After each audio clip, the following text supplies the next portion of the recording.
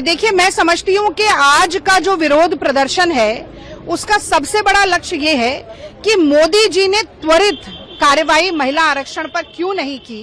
महिला आरक्षण का बिल जो 2023 में नारी शक्ति वंदन अधिनियम सर्वसम्मति के साथ पारित हुआ, उसको परिसीमन और जनगणना की बैसाखी पर क्यों लटकाया, 2034 तक पोस्टपोन क्यों किया जा रहा है और महिला आरक्षण का मुखौटा लगाकर, परिसीमन को हथियार बनाकर देश की संवैधानिक व्यवस्था पर, देश की अखंडता और एकता पर प्रहार क्यों किया जा रहा है।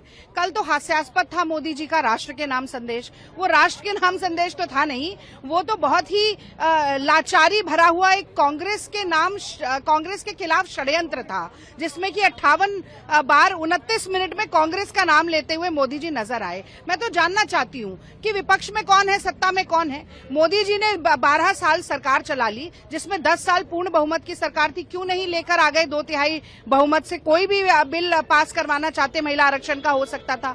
2018 से चिट्ठी लिख रहे हैं राहुल गांधी और कह रहे हैं कि हम पूर्ण समर्थन देंगे, महिला आरक्षण का बिल आप लागू करिए, आरक्षण दीजिए, नहीं कर रहे हैं। हमने कहा 543 सीट पर दे दीजिए, परिसीमन को उसके साथ शर्त के रूप में मत जोड़िए, नहीं देना चाहते हैं। और महिला विरोधी कौन बोल रहा है?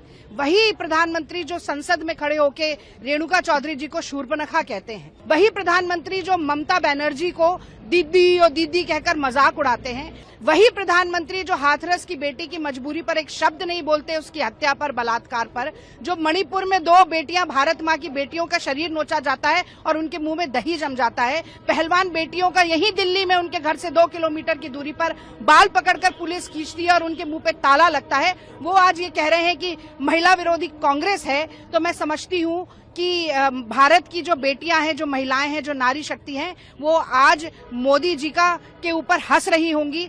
देखिए, मैं समझती हूँ कि आज का जो विरोध प्रदर्शन है उसका सबसे बड़ा लक्ष्य ये है कि मोदी जी ने त्वरित कार्यवाही महिला आरक्षण पर क्यों नहीं की। महिला आरक्षण का बिल जो 2023 में नारी शक्ति वंदन अधिनियम सर्वसम्मति के साथ पारित हुआ, उसको परिसीमन और जनगणना की बैसाखी पर क्यों लटकाया, 2034 तक पोस्टपोन क्यों किया जा रहा है और महिला आरक्षण का मुखौटा लगाकर, परिसीमन को हथियार बनाकर देश की संवैधानिक व्यवस्था पर, देश की अखंडता और एकता पर प्रहार क्यों किया जा रहा है।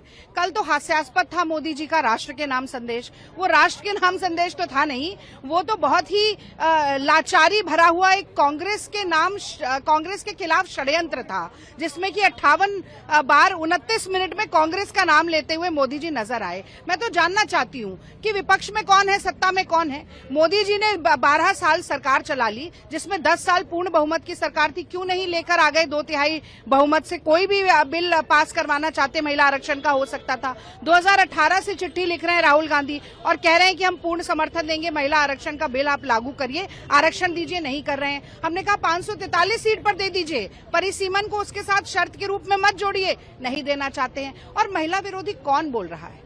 वही प्रधानमंत्री जो संसद में खड़े होके रेणुका चौधरी जी को शूर्पणखा कहते हैं, वही प्रधानमंत्री जो ममता बनर्जी को दीदी और दीदी कहकर मजाक उड़ाते हैं, वही प्रधानमंत्री जो हाथरस की बेटी की मजबूरी पर एक शब्द नहीं बोलते, उसकी हत्या पर, बलात्कार पर, जो मणिपुर में 2 बेटियां, भारत मां की बेटियों का शरीर नोचा जाता है और उनके मुंह में दही जम जाता है, पहलवान बेटियों का यही दिल्ली में उनके घर से 2 किलोमीटर की दूरी पर बाल पकड़कर पुलिस खींचती है और उनके मुंह पे ताला लगता है, वो आज ये कह रहे हैं कि महिला विरोधी कांग्रेस है। तो मैं समझती हूँ कि भारत की जो बेटियां हैं, जो महिलाएं हैं, जो नारी शक्ति हैं, वो आज मोदी जी के ऊपर हंस रही होंगी।